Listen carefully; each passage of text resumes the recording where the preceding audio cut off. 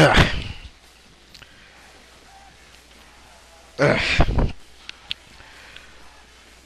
Once again, we see why there are politics in the WWE, the professional wrestling, period. And by saying that, people, let's just put it like this.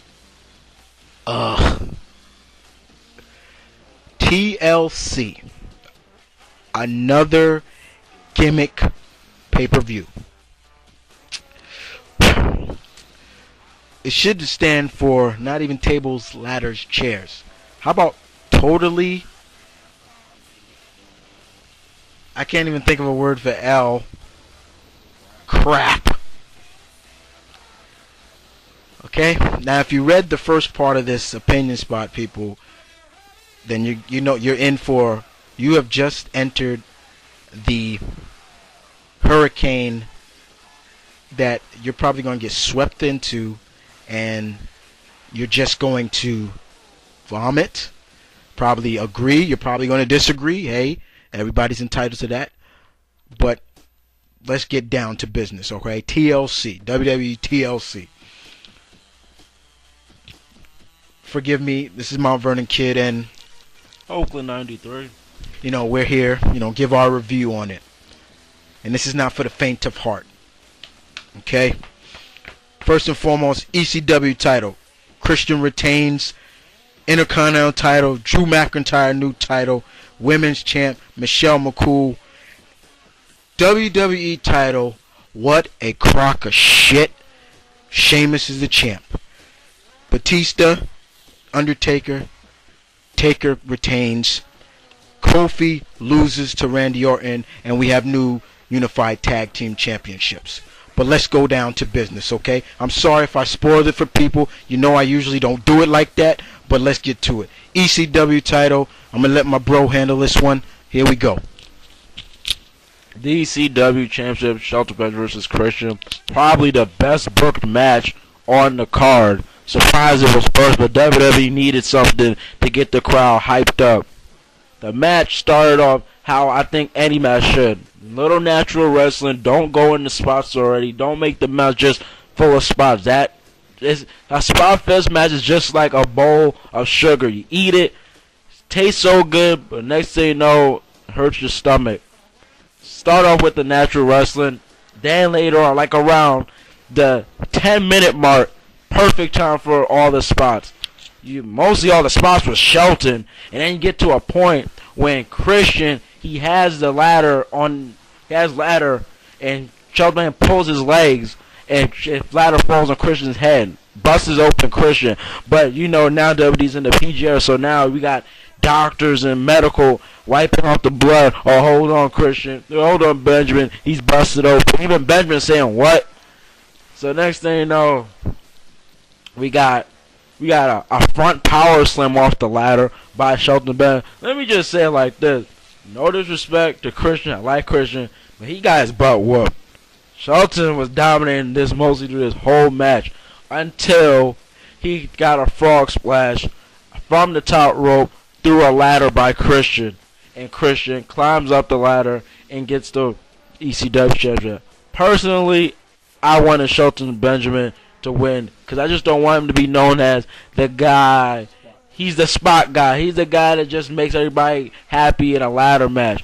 We're not going to see. You really can't say anything about his wrestling skill just by talking about fans that just watch wrestling just to be watching it. But if you're a pure wrestling fan, you will know that Shelton Benjamin is a good wrestler all around. But people that just watch it, just to watch it, like they're bored. Oh, isn't that black guy who fell through the ladder at WrestleMania? Isn't he the guy who jumped off on everybody in the Money in the Bank match? I don't want Shelton to be known that, and I hope he doesn't keep being known as the spot guy for WWE.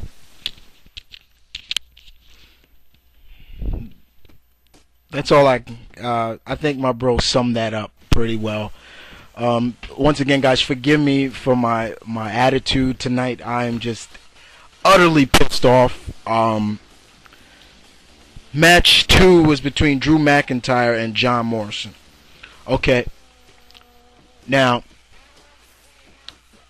we all know that Morrison is probably one of the great talents, young talents of the WWE. A guy that is by far needs to be pushed for that heavyweight belt now. Okay? Now, if you heard me already say, yes, Drew McIntyre won the belt. Now, if anybody's remember on SmackDown, he had pinned Morrison. Dirty, but he got a pin. Okay? Now, the match was all around pretty decent. Just back and forth, spots. Once again, spot junkies got into it. But when it got down to pure wrestling, it was silent. It was like, and I'm looking at these fans and like, what is wrong with you guys? And to a devastating DDT by Morrison, and I thought that was it. That would have been a perfect way to end the match.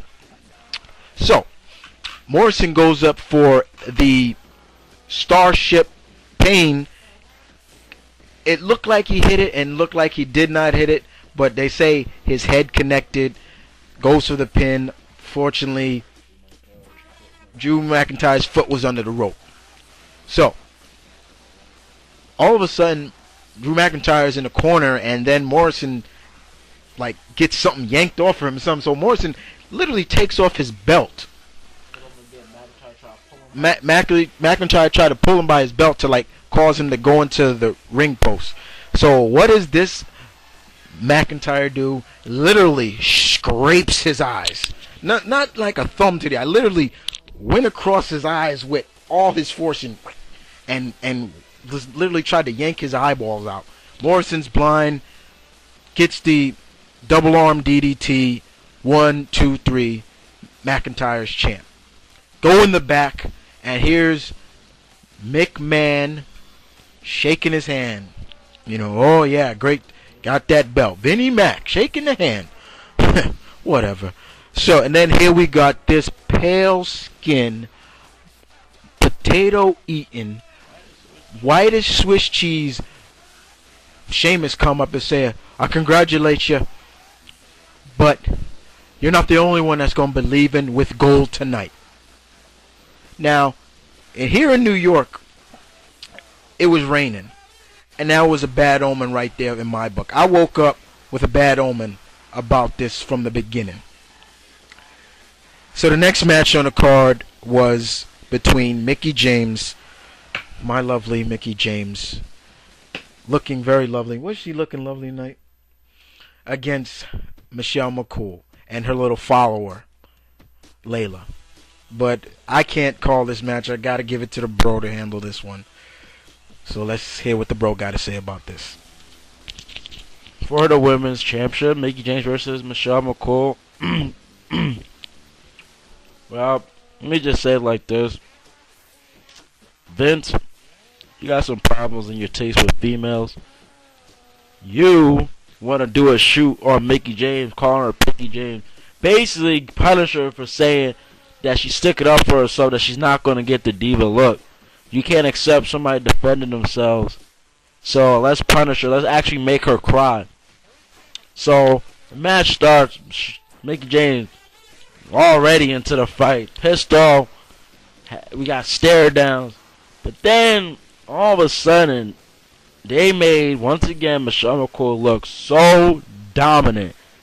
To the point that she did everything to humiliate Mickie. She had enough time to humiliate her. And all of a sudden, Mickie does her Mickey Rana off the crowd barrier onto the floor. I say the biggest spot of that match. And Mickie Luthez clotheslines. Then the follower gets involved again. Layla.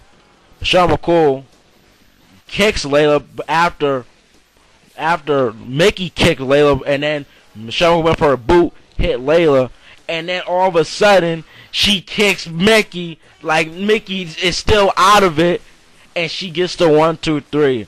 So once again, Michelle McCool is still the women's champion. She's now gonna have that belt for half a year. It's a crock of bull.